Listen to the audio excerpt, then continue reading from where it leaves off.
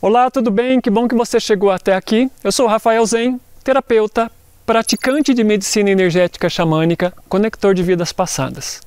E eu também já estive aí do seu lado com esses questionamentos a respeito do universo das plantas, a respeito do universo do xamanismo e procurando ferramentas sobre como integrar todo esse conhecimento de verdade, que me provocasse uma transformação efetiva na minha vida.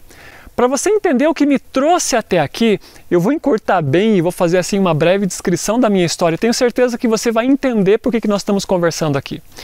Bom, eu nasci uma criança normal, mas desde aqueles tempos já como um buscador, procurando pelo universo da energia e da espiritualidade. Passei por muitos conhecimentos lá pelo ano de 2007. Foi quando eu tive a primeira oportunidade de experimentar as plantas de poder através da ayahuasca. Essa abertura de consciência que a ayahuasca me deu naquele tempo, eu não tinha tido a oportunidade de experimentar com nada nesse mundo. Então foi assim, deslumbrante, maravilhoso, durante o primeiro ano e meio e 2. Depois de 2 anos parece que as coisas começaram a ficar um pouquinho mais do mesmo. E apesar de continuar com esse trabalho ainda durante algum tempo, eu resolvi pesquisar para entender o que mais estava faltando.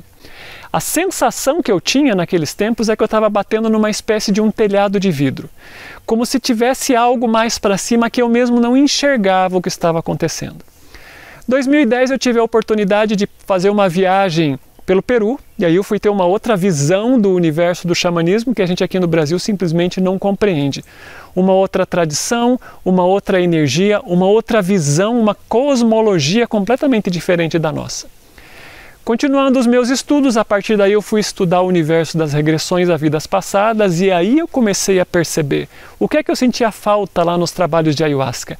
Aquele teto de vidro que não me levava a partir de um certo momento. E fui ter um crescimento com regressão muito além do que aquilo que os rituais davam para mim. E pouco tempo mais tarde, eu fui conseguir entender o universo da medicina energética xamânica e integrar isso no meu conhecimento.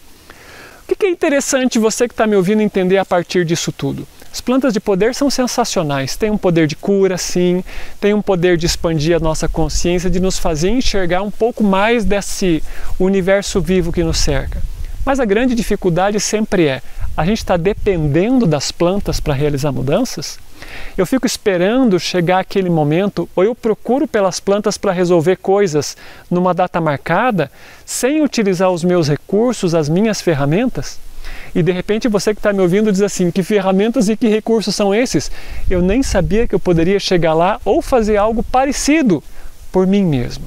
O que é importante a gente entender é que o universo do xamanismo é muito amplo, e eu costumo dizer que as plantas de poder eles são como o estetoscópio. É uma extensão do profissional, uma extensão do médico, mas não são o médico.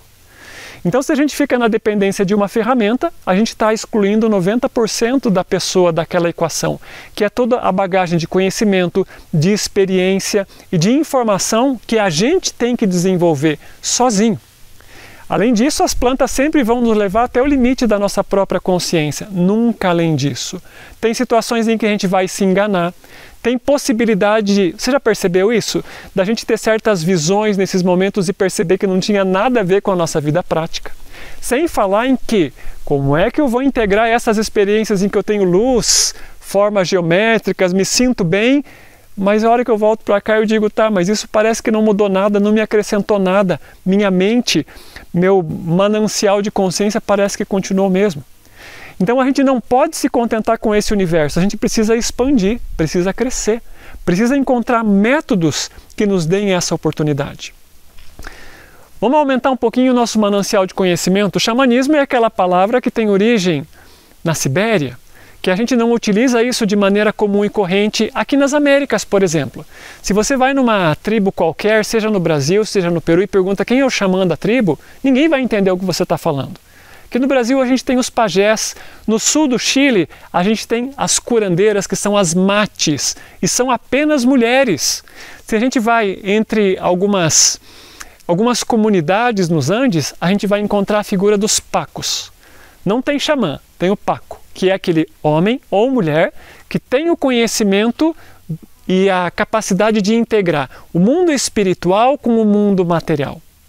Entre os Pacos a gente tem níveis. A gente tem o Pampa Messayuk, a gente tem o Alto Messayuk, tem os Curaquecuyac. Então dentro do xamanismo a gente tem diversos graus de iniciação. Cada iniciação transmitindo ao estudante determinados níveis de poder, de capacidade, de interação com os seus aliados, com os apos ou as montanhas, com as estrelas. Cada um desses níveis traz certas possibilidades de cura, de autoconhecimento, de viagens de consciência. Dentro do xamanismo, a gente tem a possibilidade de viajar até o nosso passado para curar os nossos traumas, de vislumbrar o nosso futuro e descobrir quem nós estamos nos tornando, talvez daqui a 10 mil anos. Dentro das tradições xamânicas, a gente também vai encontrar a roda de cura. E cada uma das rodas de cura, embora se assemelhem, tem os seus próprios elementos. Então, por exemplo, na América do Norte a gente tem a figura do urso, aquele que traz para nós o universo dos sonhos. Aqui nas Américas do Sul a gente não tem esse aliado de poder, mas a gente tem algo que a Europa, por exemplo, não conhece, que é o beija-flor. O beija-flor nos ensina a expandir o nosso coração, a seguir o chamado da nossa alma, a fazer a grande trajetória em busca dos nossos sonhos. A gente tem antes disso a figura do puma ou do jaguar, aquele ser que nos ajuda, aquele arquétipo que nos dá o olhar para enfrentarmos as nossas sombras com coragem, a dar o grande salto além do conhecido. A gente tem a figura da grande serpente que nos ajuda a nos libertar do passado para que só assim a gente possa encontrar a cura. No leste, dentro da tradição aqui andina, a gente tem a figura do condor ou também da águia e das grandes aves de rapina, que nos ensina a voar alto, asa a asa com o grande espírito, para que nós possamos então vislumbrar um sonho melhor, individual e coletivamente. A roda de cura é o grande elemento de transformação, de conhecimento de todas as tradições xamânicas. Ela tem os seus próprios aliados, ela tem os seus rituais e ela tem a sua maneira de integração, de harmonização com a nossa vida diária. Mas o que é importante entender? Eu sou um xamã branco, ocidental, um neo-xamã, a gente poderia chamar assim. E assim como você que está me ouvindo, nós estamos aqui envoltos pela selva de pedra, né? Nós já não temos mais o medo das feras da mata, mas nós temos as feras nas grandes cidades, o trânsito, as pessoas que não são dignas de confiança. Então nós temos que apurar os nossos instintos para conseguir separar os nossos relacionamentos, para fazer bons negócios, para ter faro para as pessoas e para as oportunidades. Ao invés de ser enrolado, ao invés de ser enganado, ao invés de ser extorquido pelos processos depredatórios em que a gente vive. Então nós precisamos das forças do nosso próprio universo natural.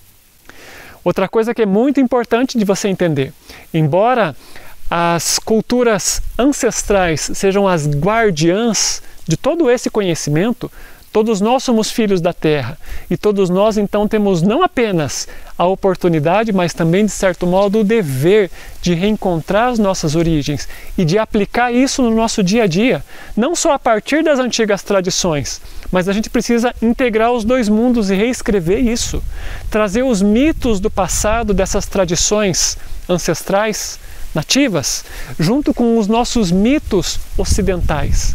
Entender o mito de Adão e Eva, por exemplo, entender as deusas e os deuses do Ocidente, integrar isso junto com a grande jornada do herói, que é o chamado à transcendência que todos nós temos. Utilizar ferramentas energéticas e também passar pelas iniciações, que nos dão contato com os nossos aliados, com a linhagem de cura e com o nosso potencial de proteção e de transcendência.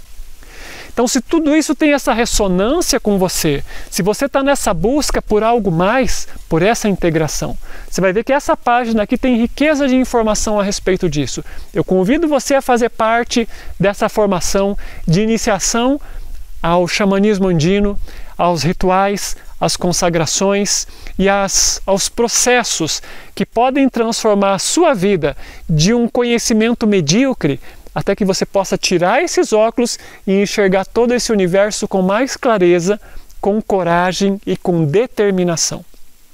Tá bom? Esse é o chamado que eu faço para você. Um grande abraço e a gente se vê na próxima.